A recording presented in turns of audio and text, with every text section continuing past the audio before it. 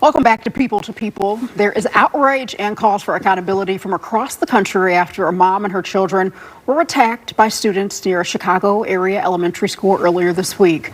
WGN's Dana Rebick has more. We waiting the way we walk home just to jump all of us. 33-year-old Korshwanda Hatter and her son were attacked by multiple students down the street from Orville Bright School in South Deering. It happened near East 106th and South Bensley around 3 p.m. Monday. Cell phone video shows Hatter and her children walking when a group of kids surrounds them, then start throwing punches. I seen my son's face. It's okay. It hit the concrete about 4 or 5 times. Then they dragged me in the grass and pulled my little baby hair. When they saw that little boy on the ground, bro, I wanted to come up here. That's my neighbor. A large group of parents and residents gathered outside the school Tuesday morning to support this mother who accuses Chicago Public Schools of ignoring a pattern of alleged bullying by the students involved that expands beyond her own family.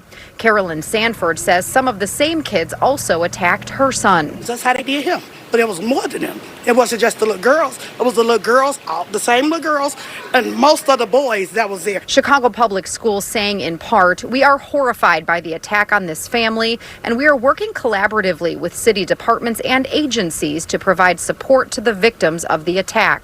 Hatter met inside the school with CPS officials, the deputy mayor for community safety, and 10th Ward Alderman Peter Chico. Mayor Brandon Johnson also deeply disturbed by the video. Absolutely, just gut-wrenching. It's appalling. Of course, we want to make sure that those individuals who are involved in this brutal attack, that there's accountability. But there's also something very disturbing about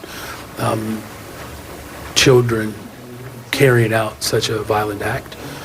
There's clearly a need for some intervention there as well. The mayor's office says there will be an increased police presence around the school all week. We also saw some staff members walking some children home after school. As far as punishment for these children involved, CPS has not disclosed any repercussions yet. CPD is also conducting an investigation. In South Deering, Dana Rebick, WGN News.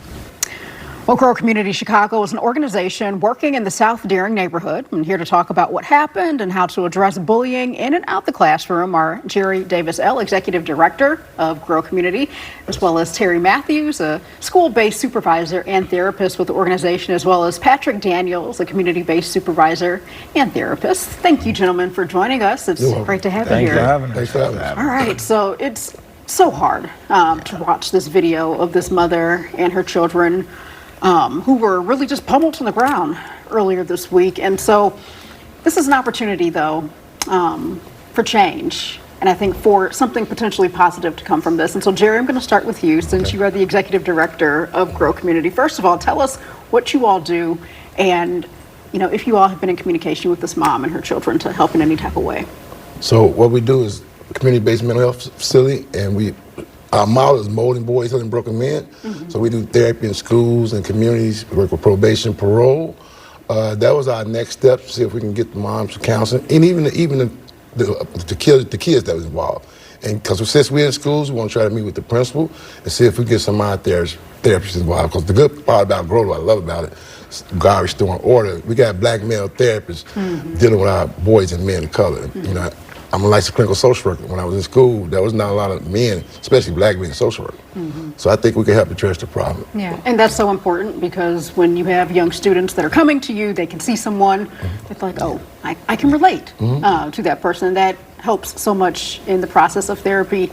And so, Patrick, I'll go to you next. As a therapist, when you saw this, you know, there were little girls that were a part of this bullying as well in this violence. What type of services? Talk more about the services that you provide to children like this, and if you were able to sit down with these kids. Obviously, each of their situations is different, but kind of where do you start with them? So one of the things that I do with Grow is working a lot of activities in the community after school, because that's when the services is really needed. So we've established some relationships in the North Lawndale community with partners like CYC who provide after school services. And the clinical team, we go there do groups, one-on-one sessions, things like that, physical activities, nutritional learning, just to work with the young people. We also working with some of their moms and dads as well. And I think one of the things that, you know, when I first saw this video on social media, even before it hit the news, I was mad. You know, I was like, these, I'll prefer to keep my thoughts to myself in terms of how I initially felt like these children, you know, should be punished, I guess you could say. But then you take a minute and you think, all right, these are babies. So obviously they're learning this from somebody, and there's probably trauma that they are dealing with. They have not received something for them to do this to someone else. How do you all, and I'll give it to you, Terry, how do you take that into consideration when you're working with young people like this, particularly our young black boys and girls, many who are in underrepresented neighborhoods and don't have the resources and, you know, a lot of the support that other families have? Well, absolutely. I think that whenever you see an area with a lot of poverty, you're also going to see a lot of pain in that area. You're also going to see a lack of resources to deal with that pain, to teach people how to navigate conflict, to teach people how to regulate their emotions and things like that. So when I watch that video, as hard as it is to watch, you see multiple layers of systems collapsing all at once, from government to community to culture to parenting to self-accountability, collapsing all at once. And I think that even, you know, we work with young boys and men. So when you look at in that situation, there was a young boy who was being attacked as well. What's next for him? You know, how does he look at school now? Is that still a safe place for him? Does he still feel safe going to school? Will he fear going to school? How will we deal with that anxiety moving forward? Or does he become aggressive now? Does he take it upon himself to say, I'm never going to let this happen to my family again? And we know the story when black boys become aggressive. They always end up in front of a judge before a therapist. So I think that's where Grow Community steps in. And I just think that when we talk about after school programs, right? Like the students that were attacking him, where are they supposed to be? Are there enough after school programs for everybody?